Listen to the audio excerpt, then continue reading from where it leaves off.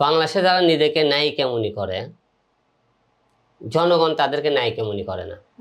তারা মনে করে আমরা নিজেরাই নায়িকা। একটা সিনেমা, দুইটা সিনেমা, একটা মানে বড় ধরনের সাকিব ভাইয়ের সাথে কেউ সিনেমা করলে, কি বড় কোনো নায়িকা সিনেমা করলে বিশাল ব্যান নায়িকা হয়ে গেছে। কিন্তু সেই নায়িকা শুধু একটা দুটো করার পরে সেই নায়িকা জায়গাটা ধরে রাখতে পারছে কিনা, এটা তাদেরকে দেখতে হবে। আমি নিজেকে নায়িকা সাইনবোর্ড, আমি অমুক নায়িকা ধরলাম, সেই নায়িকা, সেই নায়িকের জায়গাটা জনগণ তাকে কতটা চেনে সেটা দেখতে হবে। যারা হিরো আলমের সাথে কাজ করতেছে না, হিরো মনে করেন, সেই নায়িকা এক জায়গায় দাঁড়াবে, হিরো আলমকে এক জায়গায় দাঁড়াবে। তাদেরকে চেনে না হিরো আলমকে চেনে। তারা নিজেরা নিজের যোগ্যতা নিয়ে নিজেকে নিয়ে কথাবার্তা বলে যে হিরো আলম নায়কের মধ্যে পড়ে। আমার কথা, যারা আমাকে নিয়ে কথাবার্তা বলো, তোমরা মঞ্চে দাঁড়াও, তোমাকে কয়জন চেনে, হিরো আলম কয়জন চেনে, তাহলে বোঝা যাবে কার জনপ্রিয়তা, কে নায়ক কে নায়িকা না। এটা একটা অহংকার নিজেকে। এবার এটার পিছনে আরেকটা কারণ, আমাদের কিন্তু ফিল্ম ইন্ডাস্ট্রি কিছু লোক আছে, ধরেন একটা কোনো নায়িকা আমার সাথে কাজ করছে, আমাকে ফিল্মের লোক তখন বলে তোমার মতো লোক হিরো আলমের সাথে কেন কাজ করছো। যে লোকটা বলছে সেই লোকটা মনে করে, তাকে মনে করেন তার মনে করেন ইগুতে আঘাত মারছে যে তুমি হিরো আলমের সাথে কেন। তো এই জিনিসটা আমি বলতে চাই যে যারা আমাকে নিয়ে কথাবার্তা বলে তারা আগে আমার জনপ্রিয়তার দিকে আসে দেখো। তোমরা পেছন থেকে তোমাকে বক বক করে লাভ নাই, টাইম লাইনে আসো। এই জগৎ অনেক হিরো দেখছি, অনেক হিরোইন দেখছি। আজকে হিরো 10 বছর ধরে আছে বাংলাদেশের মধ্যে। দুইটা ব্যক্তি অনলি অন, একটা হলো 1 নম্বর সাকিব ভাই, দীর্ঘ 2 বছর ধরে তার কেরিয়ার ধরেছে। 2 নম্বর হলো হিরো আলম।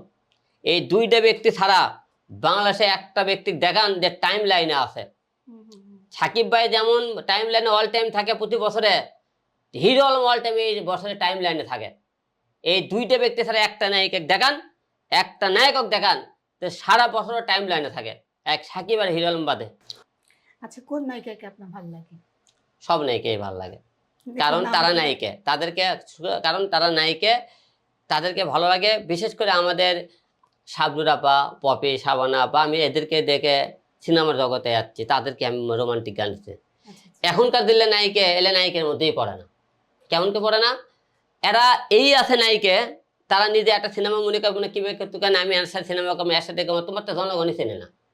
যখন একটা নায়িকা আমাকে নিয়ে কথাবার্তা বলে যে হিরো আলমের উঠতে চিনি না, তার কোনো হিরোর যোগ্যতাই নাই, সেই কমেন্টস এগুলো দেখবেন, প্রতিটা কমেন্টসে লেখা থাকবে তোমাকে তো আজকে প্রথম দেখলাম, তুমি হিরো আলমের নামটা নিয়ে ভাইরাল হওয়ার জন্য। আচ্ছা দেখবেন, পুরো আমার কথা না, যে নায়িকা হিরো আলমক নিয়ে আদে বাদে কথা বলছে, যে হিরোইন কথাবার্তা বলছে, প্রতিটা নায়িকের ওই কমেন্টগুলো দেখবেন, পাবলিক দল এই দ্বিতীয় কথাবার্তা লেখে আমি মিডিয়া ছেড়ে দেবো, তারা এক কথাই বলবে তোকে তো আজকে প্রথম দেখলাম, আমি তো নায়িকা, আর তোকে তো নায়িকাই মনে হয় না, মনে হয় বাসার কাজের বিবাহ মনে হয়।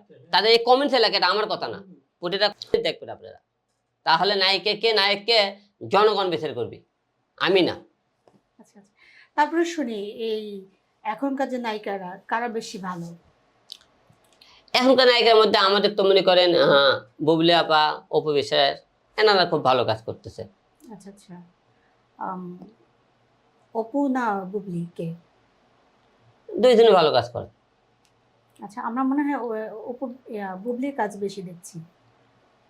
বুবলি আপা কাজ করতেছে ইদানিং, তারপর অপু আপা একটু কাজ কাম করতেছে কম, কিন্তু জনপ্রিয়তার দিকে কিন্তু কেউ কারো অংশ কম না। আচ্ছা আচ্ছা, হিরো আলমের অনেক কিছু শুনলাম, আমরা অনেক কিছু জানলাম। আপনার ভবিষ্যৎ পরিকল্পনা কি? ভবিষ্যৎ পরিকল্পনা, যেহেতু হিরো আলমক আজকে হিরো বানাইছে জনগণ, মিডিয়া নিয়ে ভালো কিছু কাজ করতে চাই, মিডিয়াতে থাকতে চাই। পাশাপাশি যেহেতু জনসেবা কাজ করি, রাজনীতি নিয়েও থাকতে চাই। মিডিয়া প্লাস রাজনীতি, ভবিষ্যতে এই দুইটা জায়গা নিয়ে সামনে এগিয়ে যেতে চাই।